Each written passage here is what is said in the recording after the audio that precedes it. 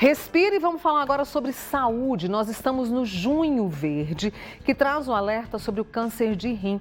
Ele é pouco conhecido e a maioria dos casos tem diagnóstico quando a doença está avançada. Para vocês terem uma ideia, entre 2019 e 2021, 10 mil pessoas morreram por conta desse tipo de tumor no país, segundo a Sociedade Brasileira de Urologia. Esse é um mês de alerta para riscos e sintomas.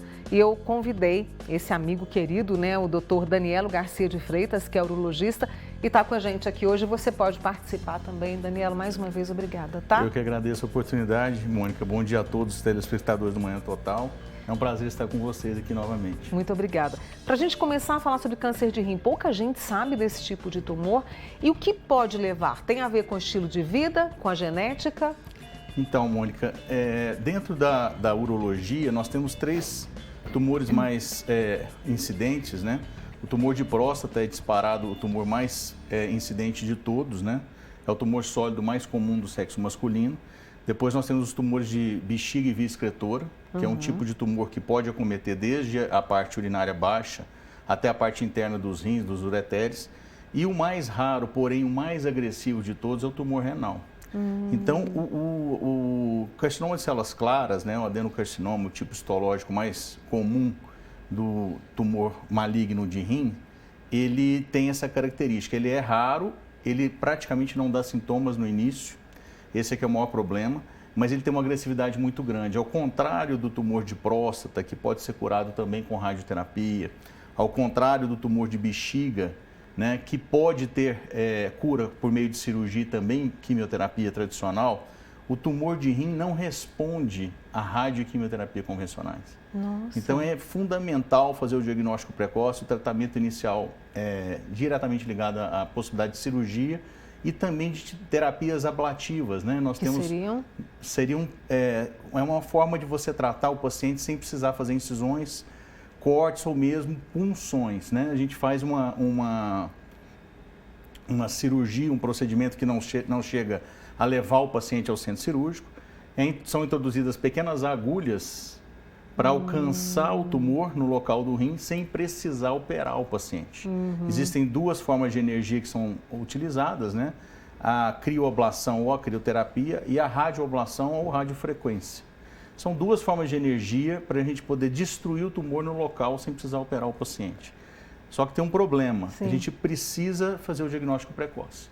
Então, essas técnicas novas, elas dependem muito do tamanho da lesão, né? Quanto menor o tumor, mais favoráveis, né? Essencialmente, o tratamento do tumor renal maligno, ele é cirúrgico. A terapia clássica, curativa, é por meio de cirurgia. Se retira todo o órgão, doutor Danielo? Nem sempre. Hoje, dependendo do tamanho, sim, Mônica. Olha, hoje o esforço maior que nós fazemos é preservar, sempre que possível, o tecido renal saudável. Sempre que possível, né, tecnicamente, a gente vai evitar tirar um rim, de uma forma como um todo, né? Nós sabemos que o paciente vive com um rim só, mas existe uma chance de longo prazo de aparecer, de surgir a doença no rim contralateral, que não deve ser desprezada, e também a própria condição física do paciente no envelhecimento, né, no futuro. Nem sempre é possível, porque às vezes o posicionamento do tumor, o tamanho, a localização dele dentro do próprio rim e o seu volume, né? Quanto maior o volume de doença, mais agressiva tem que ser a cirurgia. Existem várias formas de fazer essa abordagem cirúrgica. Nós podemos fazer pela via clássica, normal, aberta, com incisões. Praticamente hoje só nos casos de tumores muito grandes, muito agressivos, quando o tumor já está saindo fora do órgão, né? E temos as terapias minimamente invasivas por meio de laparoscopia e de cirurgia robótica. Entendi. São as 2 vias através de pequenas punções, né? São portais que são colocados por punções, a semelhança do que é feito a via de acesso, por exemplo, para uma cirurgia de vesícula, né? É uma cirurgia bem menos agressiva, uma cirurgia que já está bem sedimentada há vários anos. E, mais recentemente, nós temos a inclusão das terapias ablativas para tumores que são necessariamente inferiores a 4 centímetros, né? Não pode ser superior a isso. Então, é muito importante a gente conseguir fazer o diagnóstico precoce. É esse ponto que eu queria chegar, diagnóstico precoce, que você já reforçou 2 vezes aqui a importância dele. Como a gente faz? Qual é o caminho? Por quê? Os sintomas vêm já na fase tardia, depois eu gostaria que você me falasse desses sintomas, né? Até para a pessoa também procurar. E como se faz o diagnóstico? É com exames de rotina? É mudando o estilo de vida? O que eu tenho que estar atento? O tumor de rim, assim, num passado já longínquo, numa era anterior à tomografia, ressonância magnética, o diagnóstico era feito só com a suspeição, né? Era feita quando o paciente apresentava sangramento na urina, dor ou aumento de volume abdominal, né? Nesse caso, o tumor já estava muito grande. Entendi. A maior parte das vezes o paciente não tinha condições cirúrgicas mais. Com a evolução dos métodos diagnósticos por imagem, não só ultrassom, mas principalmente a tomografia e a ressonância magnética, nós conseguimos fazer o diagnóstico com um paciente totalmente assintomático, que seria o ideal. São os achados incidentais, ou seja, o paciente procura o médico após os 50 anos de idade para fazer um rastreamento inicial, que pode ser feito pelo ultrassom, né? O ultrassom é o primeiro método de imagem mais barato, mais fácil de acesso. Então, o que se preconiza, a partir dos 50 anos de idade, fazer pelo menos um exame de ultrassom abdominal e das vias urinárias por ano.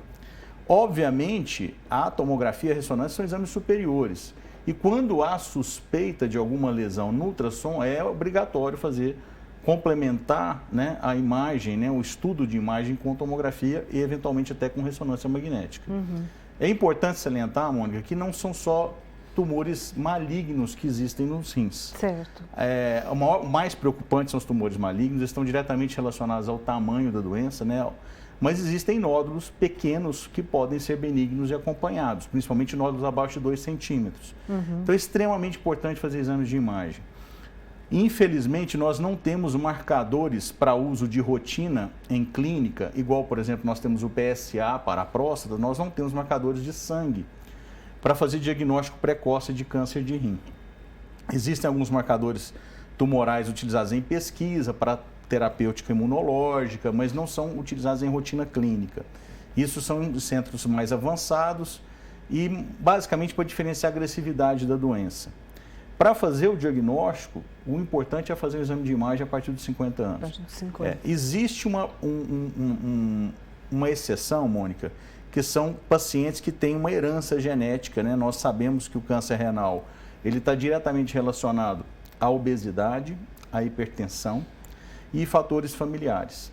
É claro, cigarro, hábitos de vidas não saudáveis, isso tudo contribui como contribui para qualquer tipo de câncer, né?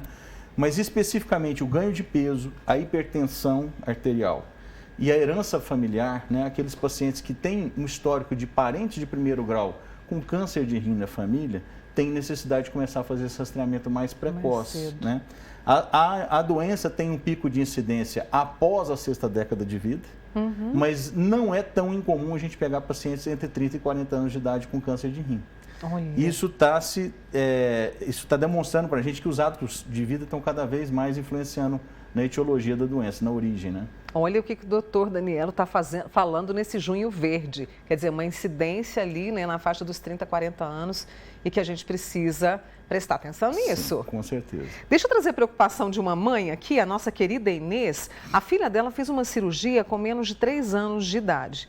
Ela tem hoje 29 anos e me parece que é refluxo nos rins, é isso? Isso. Ela queria saber se isso pode trazer algum problema para a filha dela em relação ao tumor de rim. Não necessariamente. A doença de refluxo é uma doença que é relativamente frequente. A cirurgia tem que ser feita numa fase bem precoce da vida. Na verdade, o problema não está nos rins, está na bexiga, no trajeto dos ureteres, no trajeto mais baixo, onde os canais que trazem urina dos rins e sim, eles são introduzidos naturalmente na bexiga, né? A urina é drenada para a bexiga. Esses canais apresentam uma deficiência em um mecanismo que a gente chama de mecanismo antirrefluxo, ou seja, que impeça que a urina volte para os rins quando você vai urinar. E a cirurgia hoje pode ser feita de várias formas, mas existe uma forma minimamente invasiva, com uma injeção de substâncias perto do canal e esse refluxo desaparece. A tendência, Mônica, é que essa pessoa tenha uma vida normal como qualquer outra pessoa, sem nenhuma repercussão maior para os rins. Outra questão aqui, rapidamente, Daniela, que o nosso tempo está chegando ao final, essa conversa tão boa. A Marilda disse que foi internada ontem com pedra nos rins. Pedra nos rins pode levar a essa situação. Minha amiga melhora, porque é ruim, né? Nossa Senhora! O cálculo renal é disparado a patologia cirúrgica mais comum da urologia, né? a incidência de litíase renal é absurdamente grande na população, né? Felizmente, Mônica, é um problema benigno, né? Sim, o cálculo renal pode ter repercussões graves quando associado à infecção urinária. Tem a situação do mal-estar das dores, mas não tem uma relação direta com o câncer. A não ser naqueles casos onde o paciente tem quadros de infecções muito severas durante muitos anos e deixa passar muito tempo. É possível? É. Não é comum, né? É bem mais raro. Tá aí, né? O esclarecimento do Dr. Danielo Garcia, ele que é urologista, com a gente aqui hoje no Manhã Total, fazendo esse alerta no Junho Verde. Danielo, prazer te receber, volte mais vezes, tá? Eu que agradeço, muito obrigado. Obrigada, boa semana para você. Para Neuza Nunes, para Márcia, a Marilda também, a Zenilda, a Lourdes, Sandra, a Neida do Marta Helena, a Mary que está assistindo, a Dolfina querida. Vamos para Entre um Café e Outro?